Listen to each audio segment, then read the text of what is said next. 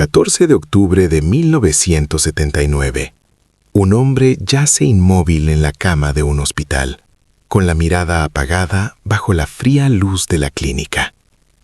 Fernando Soler, pilar de la dinastía Soler y referente del cine mexicano, ha fallecido. Pero lo más sorprendente es que no dejó testamento, ni una sola instrucción, ni una línea escrita que pudiera guiar a su familia. ¿Quién heredará su nombre y su legado? ¿Quién podrá enfrentarse a la sombra de un hombre que controló cada aspecto de su vida? Desde que se instaló en la mansión de San Rafael, los rumores sobre la habitación prohibida llenaban los pasillos, un espacio que nadie se atrevió a abrir durante décadas.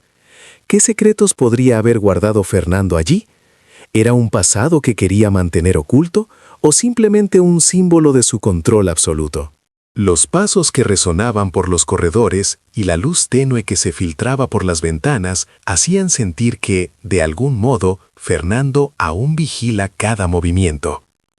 ¿Qué sucederá cuando por fin se revelen todos sus secretos? ¿Podrá la familia superar la influencia de un hombre que fue capaz de dirigir la vida de todos los que lo rodeaban, incluso desde la sombra? Estas preguntas marcarán el inicio de un viaje al corazón del misterio de la mansión Soler. Imagínate a un niño llamado Fernando Díaz Pavía, nacido un 24 de mayo de 1896 en Saltillo, Coahuila. Su mundo no era un hogar estable. No había una habitación propia ni una cama fija. Su cuna era una maleta abierta entre baúles de vestuario. Y cada día estaba marcado por mudanzas constantes, discusiones sobre deudas y funciones canceladas por la lluvia o el capricho de los empresarios.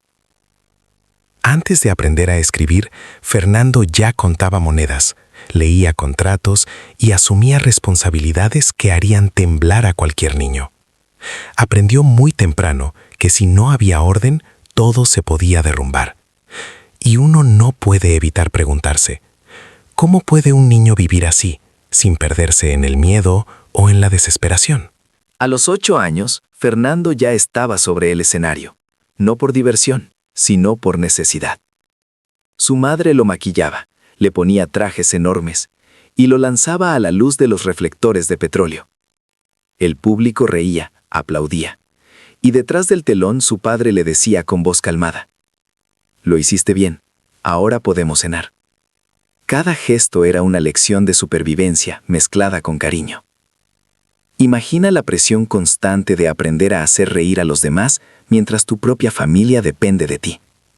¿Puedes sentir cómo ese niño interior empezó a forjar un carácter rígido, obsesionado con el control? Cuando nacieron sus hermanos, Andrés, Domingo, Julián y Mercedes, Fernando se convirtió en una especie de segundo padre.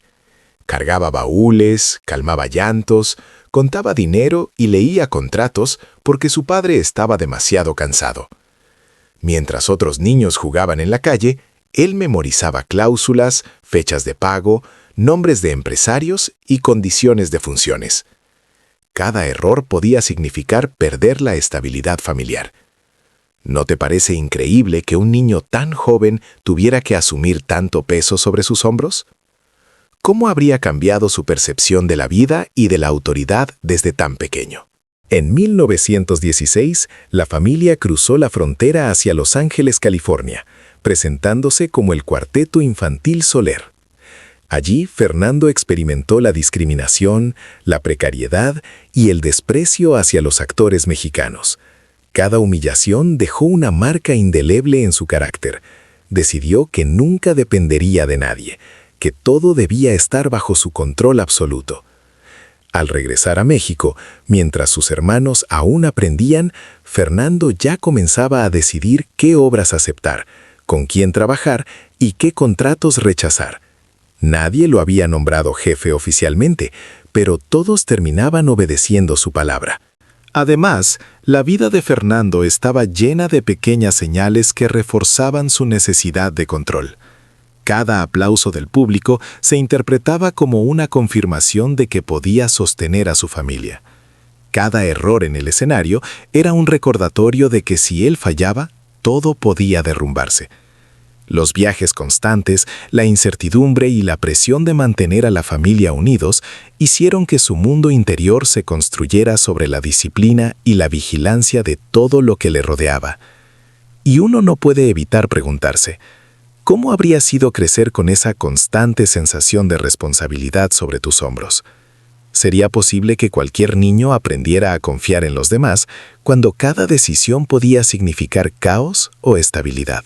Así, el niño que dormía entre baúles y maletas se transformó en un joven que entendía algo fundamental. La vida no perdona errores. Cada gesto, cada palabra y cada decisión debían estar bajo su control. Y aunque todavía no lo sabía, estas lecciones de infancia serían la base de su imperio cinematográfico y del control absoluto que ejercería sobre su familia y su mansión décadas después. Incluso ahora, al escuchar su historia, uno se pregunta, ¿habría alguna manera de escapar de ese destino forjado por una infancia de sobrevivencia y disciplina extrema?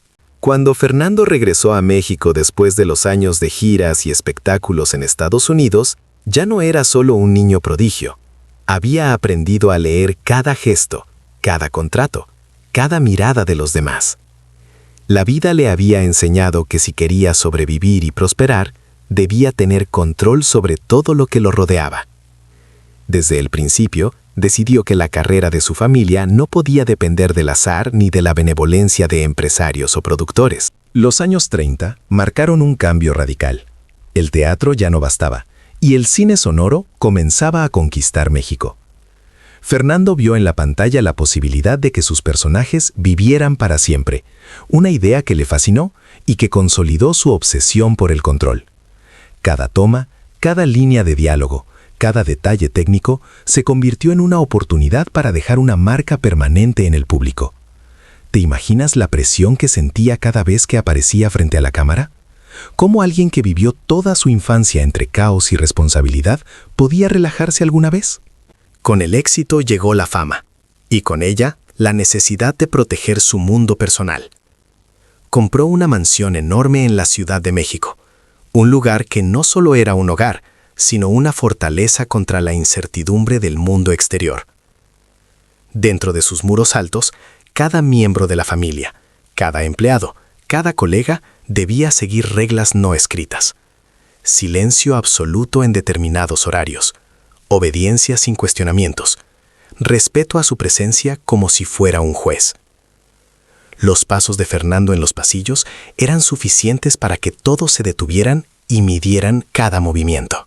Preguntas naturales que surgían en su entorno. ¿Podrían los demás realmente vivir bajo la sombra de su autoridad sin perderse a sí mismos? ¿Qué pasaría si alguien desafiaba esa disciplina silenciosa? ¿Era este control un signo de liderazgo admirable o una prisión invisible? Cada decisión que Fernando tomaba estaba cargada de significado, y aunque no siempre lo expresaba con palabras, su presencia imponía respeto y miedo al mismo tiempo. A medida que su carrera avanzaba, Fernando no solo actuaba, también dirigía, escribía y producía, convirtiéndose en el patriarca no oficial de la familia y del cine mexicano.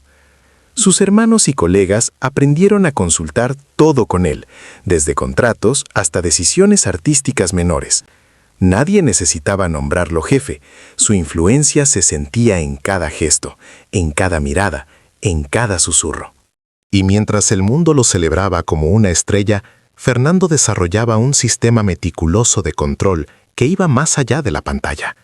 Los horarios, los visitantes, los objetos personales, hasta el silencio de cada habitación, estaban regulados por su presencia invisible. No había necesidad de gritos ni amenazas. Su autoridad se manifestaba en la forma en que caminaba, en cómo observaba y en cómo simplemente existía en cada espacio. ¿No es fascinante cómo un nombre puede dirigir tanto desde la sombra? ¿Cómo un apellido puede convertirse en un mandato silencioso para todos los que lo llevan? Así, el niño que aprendió a sobrevivir entre maletas y escenarios ahora construía un imperio en el mundo del cine, un lugar donde cada movimiento, cada gesto y cada palabra estaba cuidadosamente controlado, preparando el terreno para su vida futura, su matrimonio y la mansión que más tarde se convertiría en el centro de secretos y tensiones familiares. Era octubre de 1946 y Fernando Soler se casaba con Sagrario Baena en una iglesia discreta de Ciudad de México. No había alfombra roja, ni prensa, ni celebridades, solo unas pocas bancas para los invitados. Pero lo que Sagrario no sabía era que al cruzar la puerta de su nueva casa en la colonia San Rafael, estaba entrando en un mundo donde cada gesto, cada paso y cada palabra serían observados y medidos. La mansión, enorme y silenciosa, se convirtió desde el primer día en un escenario donde Fernando era director y protagonista. Las reglas no estaban escritas, pero todos las conocían. Silencio absoluto después de las 10 p.m. No interrumpir la lectura del periódico. No cerrar puertas con seguro dentro de la casa. Respetar su presencia sin necesidad de órdenes. Sagrario, acostumbrada a la libertad de sus giras y su vida modesta anterior, pronto comprendió que cada movimiento podía desencadenar una tensión invisible. Preguntas naturales que surgían en su día a día. ¿Qué pasa si llego un minuto tarde a la cena? ¿Es suficiente mi obediencia para mantener la paz? ¿Cómo se puede vivir rodeada de tanto silencio y control sin perderse a uno misma? Cada decisión de Sagrario se convirtió en un acto medido. Incluso el volumen de su voz debía adaptarse al ambiente. El simple sonido de los pasos de Fernando podía congelar su respiración y cambiar el ritmo de su corazón. Con el tiempo, el control de Fernando se volvió más psicológico que físico. Las pequeñas tensiones, los silencios estratégicos y la forma en que caminaba por los pasillos enseñaron a Sagrario a anticipar su estado de ánimo y a medir sus reacciones. La mujer que antes reía fuerte en los camerinos, ahora aprendió a calcular cada gesto y a respetar un orden que no comprendía del todo. Su salud se resintió. Insomnio, palpitaciones y ansiedad se volvieron compañeros constantes. ¿No te preguntas cómo alguien puede vivir décadas bajo esa presión sin quebrarse por completo? ¿Qué fuerza interna debía tener Sagrario para soportar una vida así? Fernando, por su parte, continuaba expandiendo su carrera. En pantalla, interpretaba padres estrictos y jefes autoritarios, y curiosamente, sus diálogos reflejaban las frases que Sagrario escuchaba en casa. No se discute lo decidido. No hagas que pierda la paciencia. Cada escena en el cine reforzaba la disciplina invisible dentro de la mansión. La necesidad de control se volvió casi una extensión de su arte. Cada paso, cada mirada, cada silencio de Sagrario era parte de un guión no escrito. A veces, Sagrario se acercaba a la habitación prohibida, solo para sentir que algo en Fernando la estaba observando desde el otro lado de la madera. Un suspiro, un eco del piso, y su corazón se aceleraba. Nunca se atrevió a abrirla. Las generaciones futuras de la familia recordarían esos pasillos, esos gestos y esa tensión, como un legado que pesaba más que cualquier herencia material. Y uno no puede dejar de preguntarse, ¿era amor lo que unía a Fernando y Sagrario, o solo obediencia y miedo? ¿Cómo se construye un matrimonio donde la autoridad y el silencio tienen más poder que las palabras? ¿Puede alguien amar sin arriesgarse a perder su libertad dentro de su propio hogar? Cada día en esa mansión era un ejercicio de anticipación, un juego de sombras y silencio que marcaría a Sagrario para el resto de su vida. Así, lo que comenzó como una unión discreta se convirtió en un microcosmos de control absoluto, secretos y presión psicológica, donde la verdadera historia no estaba en los premios ni en la fama, sino en cómo un hombre podía dirigir la vida de todos los que amaba, simplemente con su presencia y su silencio. En lo profundo de la mansión de San Rafael, Existía un pasillo que todos conocían, pero pocos se atrevían a recorrer. Al final estaba la famosa habitación prohibida. Nadie podía abrirla mientras Fernando viviera, ni los empleados, ni los hermanos, ni Sagrario. Su nombre aparecía y desaparecía en registros, tachado y vuelto a escribir, como si cada intento de mencionarlo pudiera alterar el equilibrio invisible de la casa. ¿Qué secretos podía guardar ese cuarto? ¿Acaso contenía objetos valiosos, documentos ocultos, recuerdos íntimos? ¿O era solo un símbolo del control absoluto de Fernando sobre su familia y su entorno? Durante años, cada vez que alguien se acercaba al pasillo, el silencio se hacía más pesado. Los pasos crujían en la madera, las cortinas se movían con el viento, y parecía que la habitación misma respiraba, vigilante. Sagrario, mientras recorría la casa, sentía el peso de cada mirada invisible, de cada gesto medido. Se sentaba frente a la puerta, imaginando lo que podría haber aquí, pero nunca se atrevía a tocar la perilla. La anticipación era suficiente para que su corazón latiera con fuerza y su respiración se detuviera por segundos. ¿Cómo se vive con un miedo tan constante y sutil que te acompaña día tras día? ¿Cómo se hace para seguir respirando en un hogar donde hasta el silencio impone disciplina? Cuando Fernando falleció en 1979, la familia decidió finalmente abrir la habitación. Al atravesar la puerta, lo que encontraron fue vacío absoluto. Ningún mueble, ningún documento, ninguna fotografía. Solo polvo acumulado y el eco de décadas de control. Pero incluso en su vacío, el cuarto conservaba su poder psicológico. No se trataba de lo que contenía, sino de lo que había enseñado durante años, que la obediencia y el respeto no dependían de reglas escritas, sino de la anticipación y del miedo silencioso a su autoridad. Los miembros de la familia recordaban los pasillos, la luz tenue, el crujido de la madera, y comprendían que el verdadero legado de Fernando no estaba en bienes materiales, sino en la disciplina, la estructura y la presión que había impuesto. Cada gesto cotidiano, cada decisión, estaba marcado por su sombra invisible. ¿Cómo afecta eso a las generaciones siguientes? ¿Puede alguien liberarse de la sensación de que cada acción está siendo juzgada, incluso mucho después de que el patriarca se ha ido? Incluso los empleados cortos de tiempo en la mansión hablaban de la habitación con reverencia y miedo. Algunos juraban que durante la noche veían luces o sombras extrañas, que sentían la presencia de Fernando aunque él ya no estuviera allí. Hablaban del cuarto como un lugar que no solo contenía secretos, sino que consolidaba la autoridad y el control de toda la familia. Un recordatorio constante de que en esa casa nadie podía desafiar las reglas implícitas sin consecuencias psicológicas inmediatas.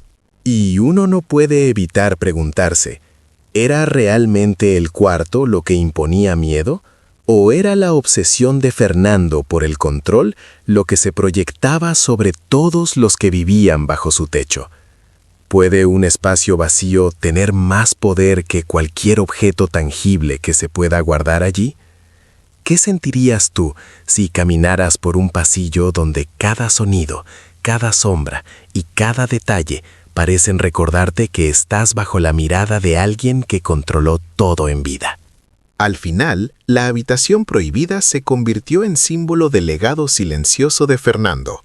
Un lugar donde el control, la anticipación y el miedo se entrelazaban, enseñando a toda la familia que algunas reglas no se escriben, se viven y se sienten, y que incluso la ausencia física de una persona puede seguir influyendo en quienes quedan atrás. La verdadera lección del cuarto no estaba en lo que contenía, sino en cómo moldeaba el comportamiento, las emociones y la obediencia de todos los que vivían bajo la sombra del patriarca. Cuando Fernando falleció en octubre de 1979, su ausencia no solo dejó un vacío emocional, abrió una guerra silenciosa dentro de la familia Soler. Nadie sabía exactamente qué hacer con la mansión, los derechos de más de 100 películas, cuentas bancarias, contratos de regalías, propiedades en Ciudad de México y Cuernavaca, objetos de colección europeos, alfombras persas o joyería antigua. Pero lo más difícil no era decidir quién heredaba qué, sino comprender que el verdadero legado de Fernando no estaba en lo tangible, sino en la autoridad, la disciplina y el miedo que había impuesto durante décadas. Las reuniones familiares se volvieron tensas casi de inmediato. Un primo reclamaba su derecho por haber acompañado a Fernando en sus últimos rodajes. Otro afirmaba que la mansión pertenecía moralmente a Julián Soler, no a Fernando. Sagrario permanecía en silencio, atrapada entre recuerdos, obedeciendo todavía, como si su vida dentro de la casa hubiera condicionado su reacción. Cada mirada, cada comentario, estaba cargado de un peso invisible. ¿Cómo se mide la justicia cuando todos creen que están honrando a la misma persona? ¿Es posible reconciliar afecto y ambición en un clan donde la obediencia era ley durante décadas? El inventario oficial reveló un patrimonio enorme, pero también algo más profundo, un vacío emocional que ninguna riqueza podía llenar. Los sobrinos y los hijos de la segunda generación comenzaron a sentir el peso de un apellido que ya no era solo un honor, sino una obligación silenciosa. Cada audición, cada entrevista, cada interacción con el mundo profesional llevaba la sombra de Fernando. Actúa como tu tío, les decían algunos productores. ¿Cómo se sobrevive con la sensación constante de que cualquier error puede decepcionar a un fantasma que todos conocen pero nadie ve? Algunos miembros de la familia abandonaron la actuación, otros permanecieron, pero todos lo hicieron bajo una presión invisible. La tercera generación nació en un México donde Fernando ya no era celebrado en las salas de cine. Su nombre era un fósil, y cargarlo dolía más que cualquier herencia material. Los rituales silenciosos frente a su retrato, cada Navidad, cada reunión familiar, mantenían viva la memoria del patriarca, recordándoles que aún debían respeto a un hombre que nunca los trató como iguales dentro de su hogar. La mansión misma empezó a reflejar ese desgaste. Primero las paredes, luego los recuerdos, los retratos envejecidos, hasta el silencio cotidiano se volvió insoportable. La disciplina que Fernando había instaurado durante décadas se transformó en una prisión psicológica, y quienes quedaban bajo su influencia sentían que la autoridad del patriarca todavía los observaba, aunque ya nadie habitara la casa con él. Preguntas naturales que surgían entre los familiares. ¿Era posible vivir con su sombra sin volverse esclavo de la memoria? ¿Cómo se reconstruye una identidad propia cuando se ha crecido bajo la expectativa constante de obedecer? ¿Puede un apellido famoso traer orgullo o solo carga emocional? Cada decisión familiar sobre bienes, recuerdos y roles sociales parecía reforzar la lección que Fernando había impartido toda su vida. El control es más poderoso que el afecto, y el silencio puede ser más destructivo que cualquier discusión. Con los años, las disputas legales dividieron aún más a la familia. Abogados, firmas, contrafirmas y peritajes consumieron años y recursos, fragmentando lo que alguna vez fue un imperio consolidado. El jardín que antes recibía reuniones elegantes se convirtió en escenario de tensiones. Los retratos de los hermanos colgados en las paredes parecían observar sin poder intervenir. Y cuando finalmente se llegó a un acuerdo, la herencia material ya estaba hecha pedazos, pero el impacto psicológico y emocional persistía. El legado de Fernando Soler no eran sus películas, ni premios, ni bienes materiales. Era el silencio, el miedo, la disciplina y la obediencia que enseñó a todos los que vivieron bajo su techo. Un mandato invisible que se transmitió como herencia no escrita y que marcó la vida de generaciones enteras, incluso de aquellos que nunca lo conocieron personalmente. ¿No es sorprendente cómo la ausencia de una persona puede pesar más que su presencia física? ¿Cómo se aprende a obedecer a un fantasma que habita cada gesto, cada decisión y cada recuerdo familiar. Finalmente, la mansión fue vendida, pero la sombra de Fernando continuó presente. Sus descendientes, dispersos por el mundo, intentan construir identidades propias, libres del peso de un apellido que no solo abrió puertas, sino que también imponía expectativas imposibles de cumplir. El ciclo de control, silencio y presión psicológica se repitió, no con autoritarismo directo, sino con la fuerza de lo que no se dice, de lo que se calla y de lo que se hereda en la memoria de quienes lo siguen recordando. Y uno se queda pensando, ¿qué habría pasado si Fernando hubiera abierto la habitación prohibida en vida o compartido sus secretos? ¿El legado de control habría desaparecido o simplemente habría cambiado de forma? El silencio, más que cualquier testamento, más que cualquier objeto, fue la herencia que definió a la familia Soler y que todavía, hasta hoy, pesa en cada pasillo, en cada retrato y en cada corazón que lleva su nombre. Tras décadas de control, secretos y silencios, Sagrario abrió por última vez la famosa habitación prohibida. Dentro, nada, vacío absoluto. Pero ese vacío tenía un peso que ningún objeto material podría igualar. No era la falta de muebles o documentos lo que importaba, sino todo lo que Fernando había dejado sin decir.